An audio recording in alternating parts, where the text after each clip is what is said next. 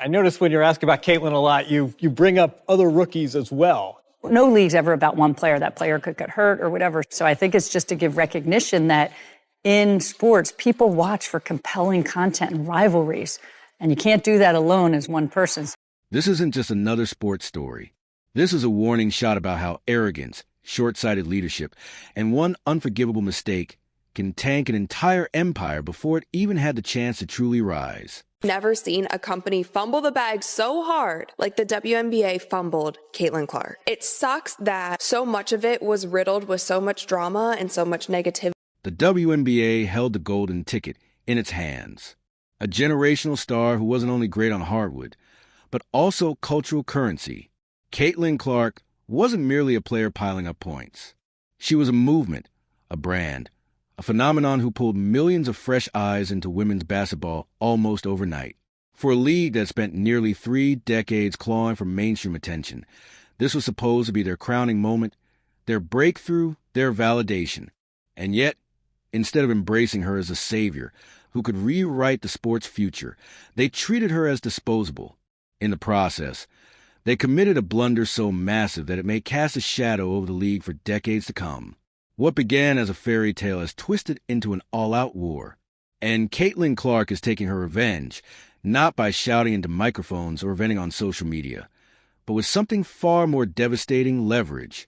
She's exposing the WNBA's incompetence in the only place that truly matters, the boardroom.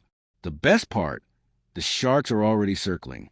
Rival leagues, billionaire investors, and even celebrities far removed from sports all recognize what the WNBA stubbornly refuses to admit. Caitlin Clark is bigger than the league itself. So, how did everything unravel? How did the WNBA mishandle the most electrifying athlete in years so badly that her rookie and sophomore seasons became less about triumph and more about betrayal? Stick with me, because once you see the numbers, the disrespect, and the offers already rolling in from outside the league, you'll realize this wasn't simple mismanagement. This was malpractice. This was the kind of catastrophic blunder that rewrites history books. When Clark first stormed onto the national stage, it didn't feel like a typical top draft pick arriving. It felt like a cultural turning point. From the moment she torched the fences in college, Clark wasn't just breaking records. She was redefining what women's sports could be in America. Each game became an event. Ratings skyrocketed. Highlights spread like wildfire. Kids across the country were jacking up logo-range threes on playgrounds, mimicking her style. She was more than an athlete. She was a cultural symbol. By the time draft night arrived, her story was already larger than life. This wasn't just the WNBA selecting another talented guard. This was the coronation the league had been waiting for. Lightning in a bottle. A single player strong enough to drag an entire sport into the mainstream. The impact was immediate. Tickets for Indiana Fever games vanished in hours. Resale prices tripled overnight. Entire arenas brimmed with fans, many of them attending their first ever WNBA contest simply because Caitlin Clark was there. She was instant box office. Ratings followed suit with broadcasts featuring her blowing past anything the league had seen before. Attendance records crumbled. Merchandise sales exploded. Even casual sports fans who hadn't cared about the WNBA in years were now glued to Clark's every move. In a matter of months, she had done what 2 decades of slogans, rebrands, and marketing campaigns had failed to accomplish. She made the WNBA relevant. It should have been the start of a golden age. But what looked like a dream from the outside quickly soured on the inside. Because while Caitlin Clark delivered everything the league could have dreamed of, the WNBA repaid her with the kind of disrespect that will haunt them forever. Here in the W, we pride ourselves on having a super welcoming, Donor gets stoned! calm, low-stakes environment. Boston will hoist. She hit it! Where communication is highly valued. Oh, it's getting chippy. Collaboration is always encouraged. Oh, what a pick! We are devoted to working extra hard. We've been delivering astounding results since 1997. Back-to-back Because this is a place where basketball matters. Beautiful pass and a good catch and finish. Big time. And if you love Enrique. real Thomas with the spin move basketball, Unforgettable finish. welcome to the W. Let's talk numbers because they make the betrayal obvious. Her Indiana Fever didn't just improve attendance, they obliterated history. By the end of the season, the Fever had drawn over 200,000 fans through the turnstiles. That's not just impressive. It's a league-altering number, higher than any other team had ever managed. 200,000 butts in seats. That's not growth. That's a revolution. It didn't stop there. National broadcast viewership surged by 21%. Think about that.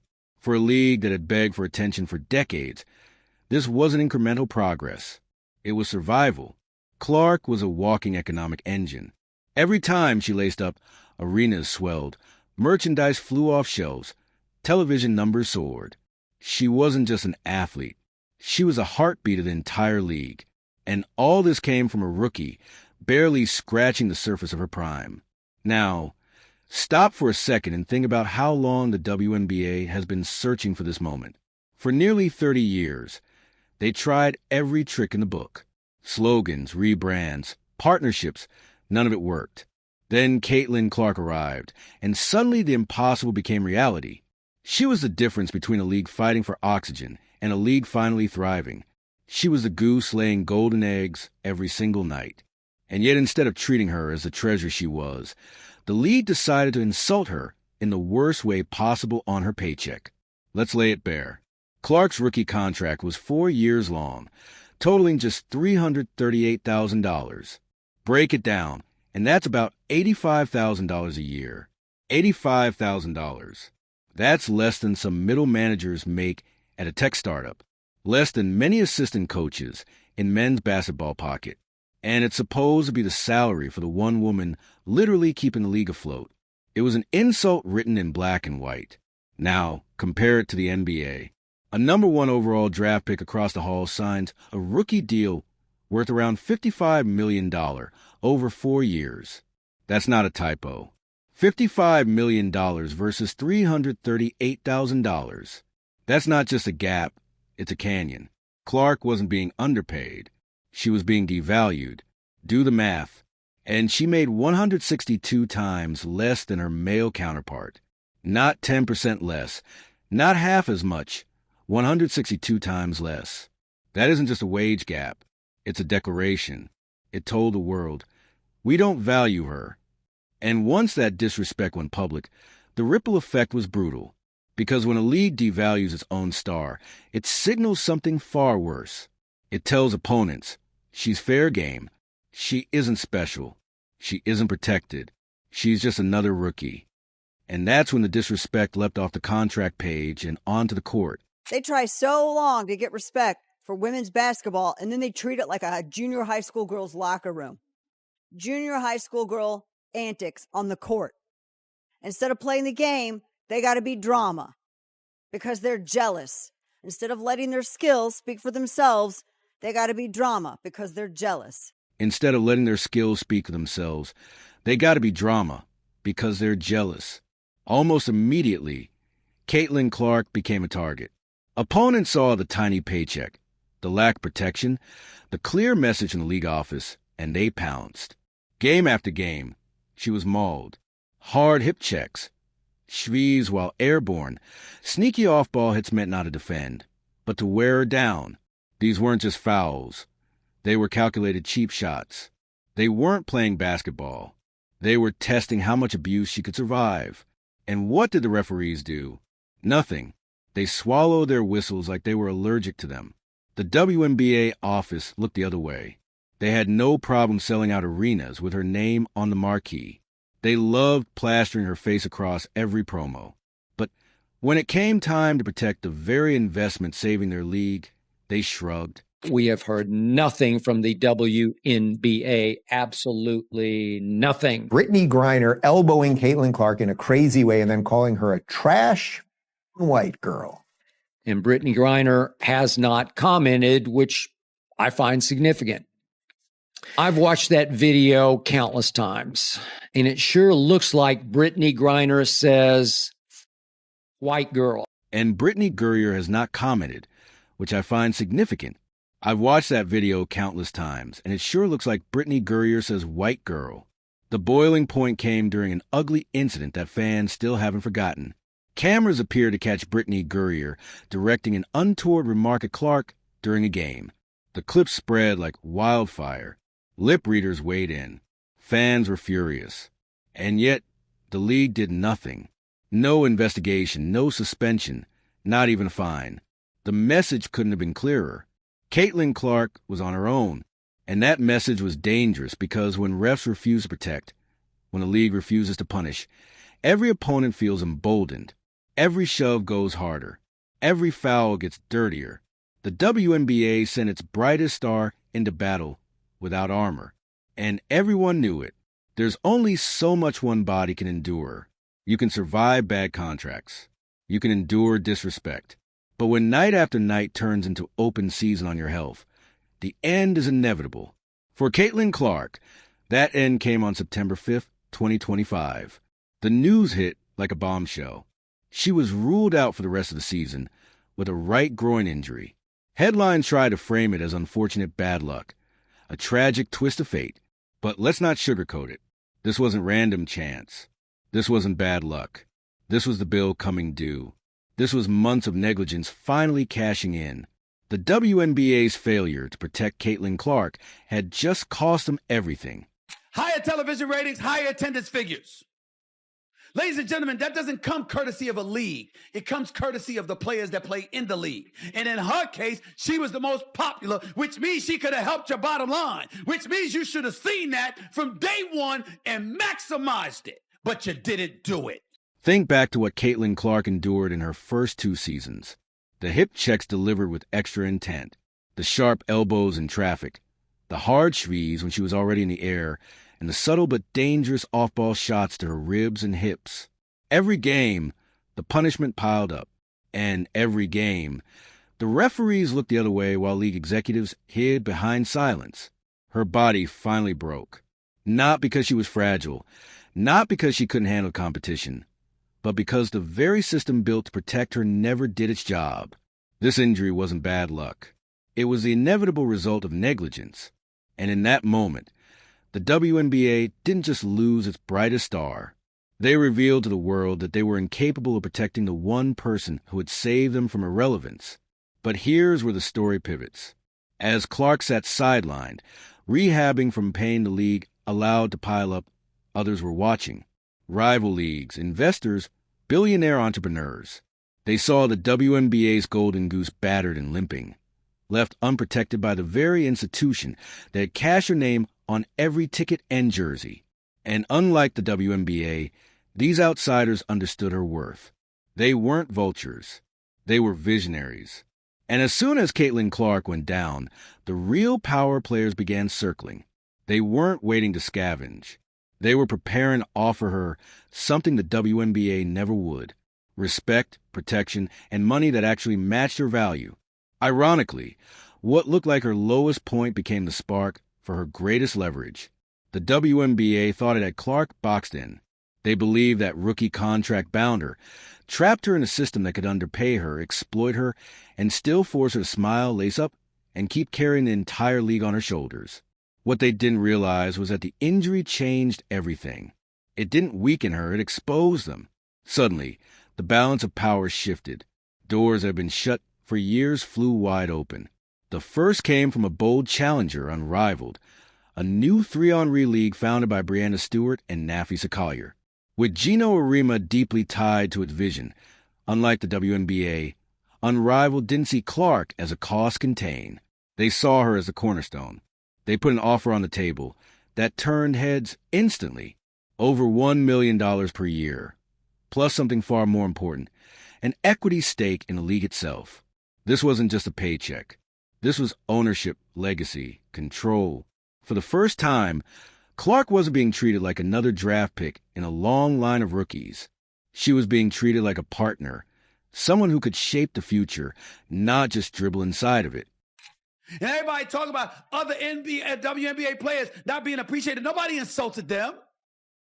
Nobody dismissed their contribution. We were simply saying, despite the contributions for years and years and years, a lot of people didn't care.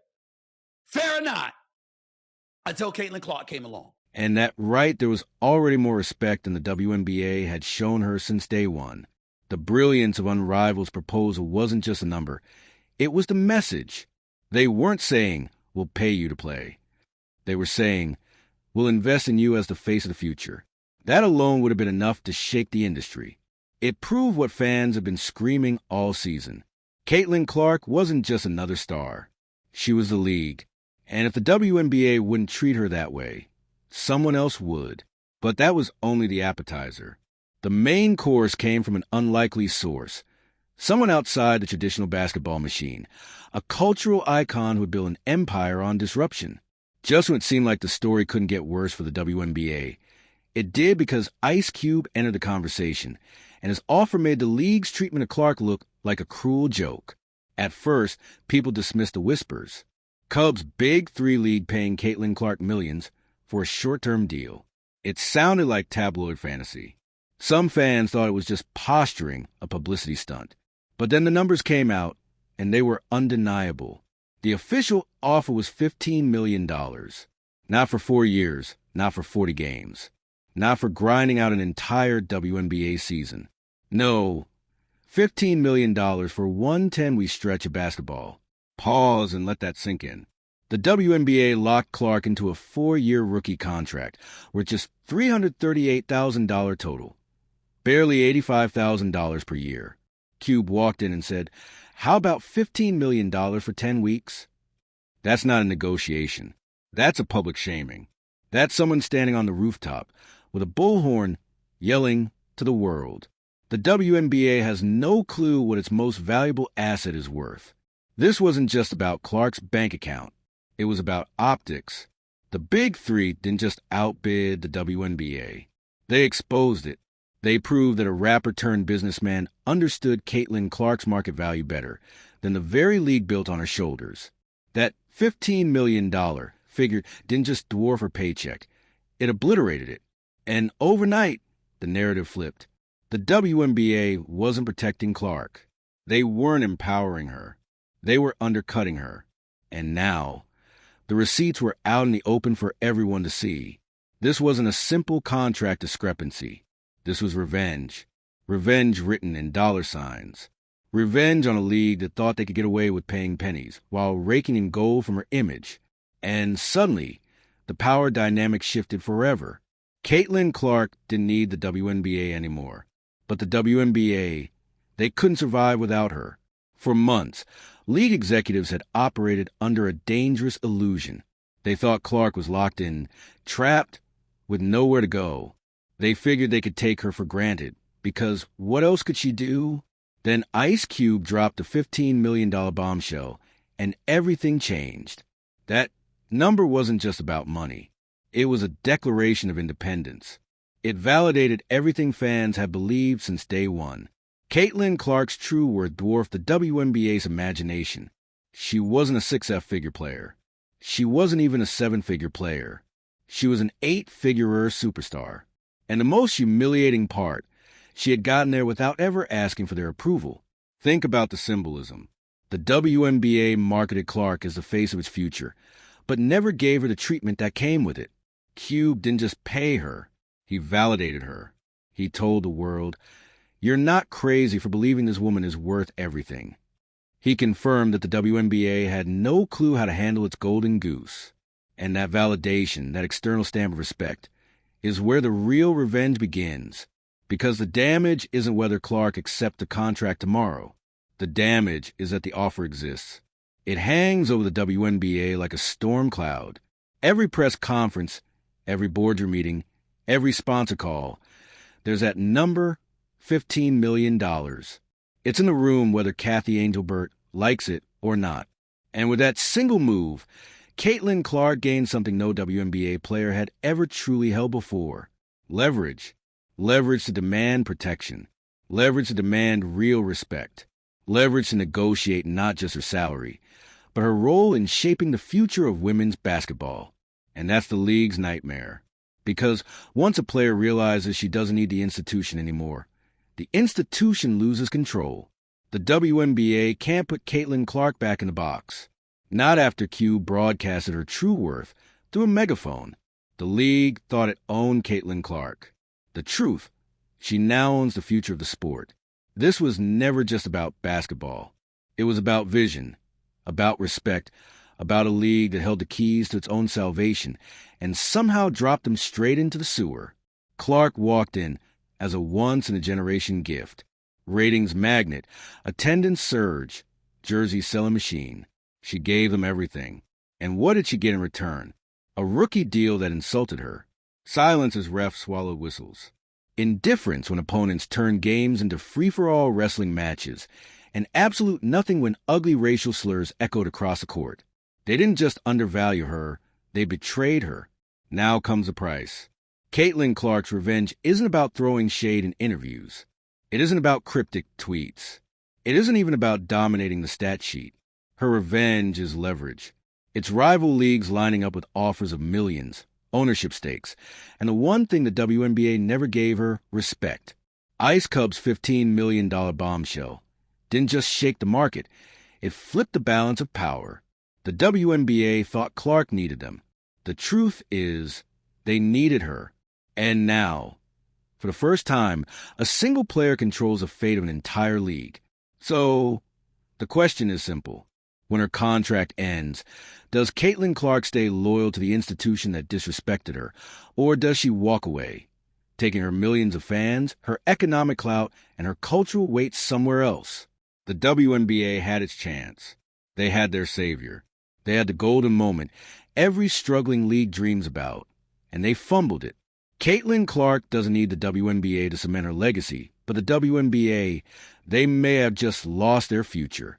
Let us know down in the comments below if you think Caitlin should leave the WNBA. Like, subscribe, and turn on all notifications so you never miss out. Click the video on the screen, and we will see you in the next.